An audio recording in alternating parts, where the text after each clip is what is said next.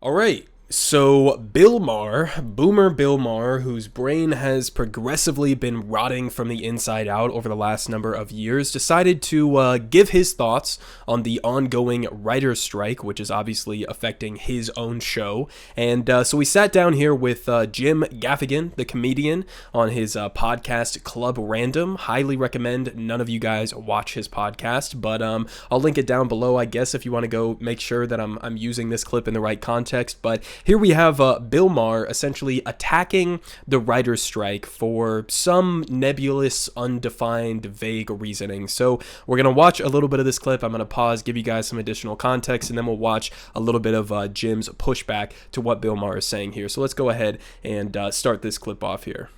The strike is a perfect example. Those guys would never go back. This strike could go on till the 24th century. They would stay out.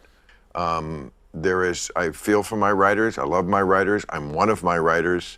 Yeah. But there's a big other side to it, and a lot of people are being hurt besides them. A lot of people who don't make as much money as them in this bipartisan world we have, where you're just in one camp or the other. There's no in between. You're either for the strike, like they're fucking Che Guevara out there. You know, like this is Cesar Chavez lettuce picking strike, or you're with Trump. You know, like there's no different. There's only two camps, and it's much more complicated than that. Okay, so first off, I don't know what the fuck he's talking about when he draws that sort of dichotomy where you're either with the striking workers or you're with Donald Trump. I literally have not seen a single person who is in support of the strikes say that if you don't support them, then you're like a Trump supporter or something. This is just sort of, again, the fake sort of like victimhood of somebody like Bill Maher. He loves to create these completely made up villains where he can sort of like pretend to be this enlightened centrist in the middle of things when there really isn't a middle ground to be had. Now, the actual dichotomy here, if you wanted to have one, would be between the writers who are on strike and demanding pretty fairly basic demands, things like, wanting protections from, AI. There's some examples where a lot of these studios want to basically have like AI write some of the early drafts and then bring the writers in afterwards, pay them significantly less to actually like edit down the original shitty AI scripts. And they also obviously want, better protections in their workplace, better safety standards, better pay, residuals from some of the streaming services. I mean, keep in mind, there are tons of these people who participate, both actors and writers, who don't get any real money from some of these wildly successful shows that they are a part of creating. And so the actual dichotomy would be you're either standing with those workers making those demands, or you're standing with the studio executives, right? I mean, that's the real dichotomy there. But he wants to make up this sort of like fake villain of, somebody who's accusing you of being a Trump supporter because you're not willing to give in to the radical demands of these strikers. And it's just, again, completely made up, completely non-existent. So not sure exactly what he's talking about there. But let's go ahead and watch the rest of this clip real quick. It is, but I do feel like there is a lot of the points, a lot of the grievances I kind of agree with. I do understand that they're getting screwed a bit by the streamers, yes. Yeah, I mean, it's a change, and you either, it's like anything that is, I believe in free market, but I also believe in trust and then verify, right? What does that mean? Meaning, you don't trust. Like the reason, I mean, Zaslav made $400 million, and I think they're looking for $80 million for, it's like they're gonna, you leave a kid in front of a bowl of marshmallows, they're gonna eat the marshmallows. It's not like some grand thing. Well, I don't know. What are you saying? They're only asking for $80 million? Well, I'm saying they're asking for a lot of things. They're asking for a lot of things. Like kooky. Like what I find objectionable about the philosophy of the strike, it seems to be they have really morphed a long way from 2007 strike, where they kind of believe that you're owed a living as a writer, and you're not. This is show business. This is a make or miss league. And not everybody. You don't think that that streamers should reveal numbers so that they can? Oh, maybe. Things? Sure.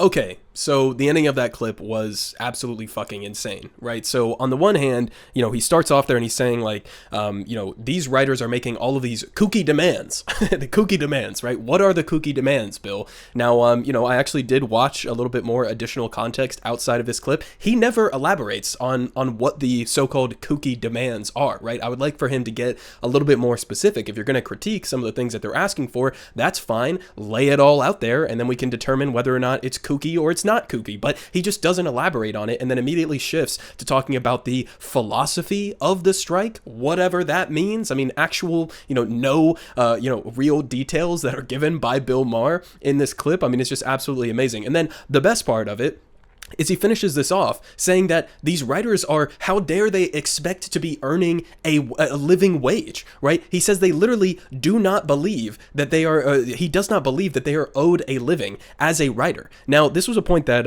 actually Sauger made over on Breaking Points today when we were covering a similar story. And, he basically said, like, these are not people who are like up and coming writers, right? These are not people who are like just coming out of high school and they want to, make a feature film or something and, they don't deserve to just make it just by the virtue of them wanting to be a writer. That's not who we're talking about. We're talking about people who are a part of this union. We're talking about actual people who do this for a living, people who have jobs, people who work on these projects. And he's just insinuating that they don't deserve to make a livable wage or have livable conditions for the work that they are doing. I mean, these are people who commit their entire lives for this. And again, it's not as if these studios don't have the money to pay them, right? Pay them a fair amount, right? And so just to give you a little bit more perspective, I got a couple different articles here that I wanted to touch on. First of all, just the broad scopes narrative of how Bill Maher talks about this issue. It's the same exact way that many other corporate outlets talk about this kind of a thing. Well, they'll say, Hollywood strikes to cost U.S. economy $5 billion plus amid lost wages and film delays, right? But notice how they don't frame this as this is the fault of the executives. This is the fault of the greedy corporations who are not willing to give these writers what they deserve, right? He frames the entire conversation as if, like he said at the beginning of this,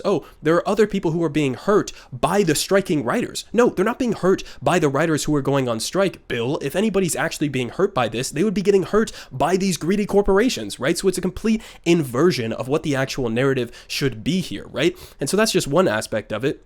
There's another aspect of this that I thought was absolutely hilarious. Here is pointed out by IndieWire. They say strikes will cost Warner Bros. Discovery up to $500 million in earnings this year. Okay, so these strikes are going to cost about that much just for this one company, and that's their own estimates here. And then you go and you look, and this is what Jim Gaffigan was just referring to there in the $80 million or so number, right? You look at how much the actual asks would cost from the what the writers union is asking for here. I mean, you can go company by company, right? For Disney, it would cost them $72 million for the increase in what these writers are asking for, right? They have an annual revenue of $83 billion.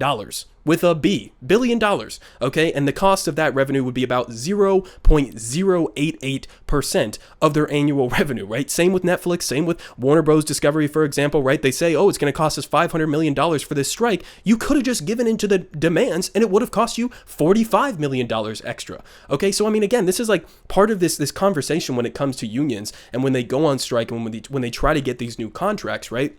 It's not that these corporations are simply making a financial calculus and they say we simply cannot afford to pay these people or give these people what they want in the contract that they are asking for. It's not about them not being able to afford it. It's about them sending a message. It is about them holding on or reigning on to their power that they have over their workers. They don't want to give in to some of these contract demands because that sets a better standard for the future for a lot of these workers, right? It's more about them holding on to the power that they have over their workers, less so about the actual financial calculus and how are we going to afford to pay them what they're asking for, right? I mean, again, you can look company by company by company. I guess the highest amount in terms of the annual revenue cost that it would put to any of these companies would be towards Netflix, and even that, I mean, it's less than a percentage. It's 0.206% of their annual revenue. So the idea, the notion that this is somehow completely unaffordable to them, it's completely fucking absurd. And also, I just want to point this out again.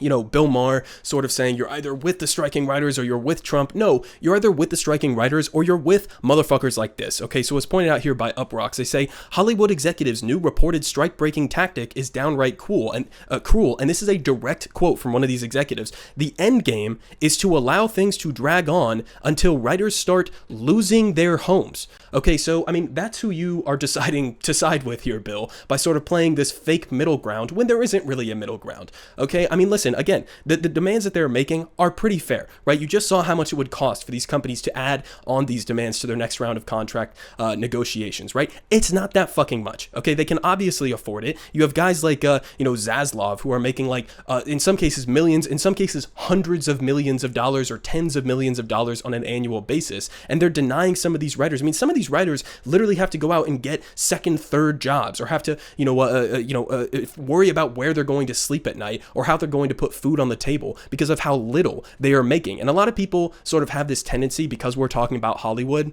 to think of some of like, when it's the SAG strike, the, actors strike, and they're going out as well at the same time as the writers. And they think about like, Ryan Gosling or Matt Damon or any number one of these, big name actors. Oh, well, they're worth millions and millions of dollars, right? Why are they going on strike? They're worth all of this money, but they don't think about the actual people who are not like the biggest names in the world, especially the writers. I mean, there's not many big name writers who are making, that much money, right? And same with the actors. I mean, most people who are part of these unions are barely scraping by, right? They're making like $30,000, $40,000 a year, if that, if they're lucky, if they can continue to get reliable work. So again, the idea that these like multi-billion-dollar international corporations can't afford to meet their demands is completely fucking absurd. And of course, we have somebody like Bill Maher, who loves to play this high-minded centrist game, who is basically just trying to play the middle ground between entirely reasonable demands from these workers and evil corporate executives who literally want these people to lose their homes.